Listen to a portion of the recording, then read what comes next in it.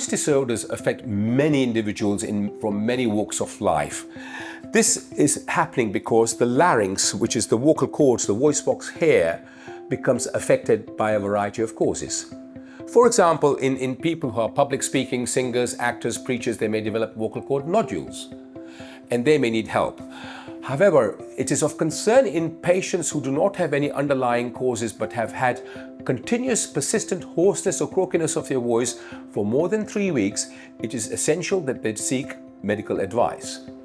What we do for assessing patients with voice disorders is to do an endoscopic evaluation. This can be performed whilst you're awake in a clinic by putting an endoscope through the nose and looking at the larynx, the vocal cords, its mobility, or we can put a stroboscope through the inside of the mouth and look at the images produced in slow motion. There are many factors that would affect voice disorders or cause voice disorders. For example, if there's vocal abuse, if you use your voice excessively, you could have other conditions that can affect the larynx. For example, if a patient is getting acid reflux, the acid would come up from the esophagus around the pharynx and spill over into the larynx and cause dysphonia or hoarseness.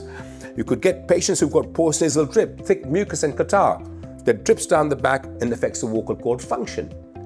So in order to identify, we need to take a good clinical history to see what are the causes. If the patient is a high-risk patient whereby they're heavy smokers and heavy drinkers, we need to exclude any sinister underlying pathology, and we would still do the fiber optic endoscopy to see what the larynx looks like. In patients who have pathology such as vocal cord nodules due to vocal abuse, simple measures like vocal hygiene, i.e. cutting down on alcohol, fizzy drinks, caffeinated drinks, and drinking more water and lubricating your throat, avoiding throat clearing will help. But more importantly, for these patients, speech and language therapists may be able to help in order to try and synchronize the diaphragmatic breathing with the voice projection, and this often regresses the nodules spontaneously.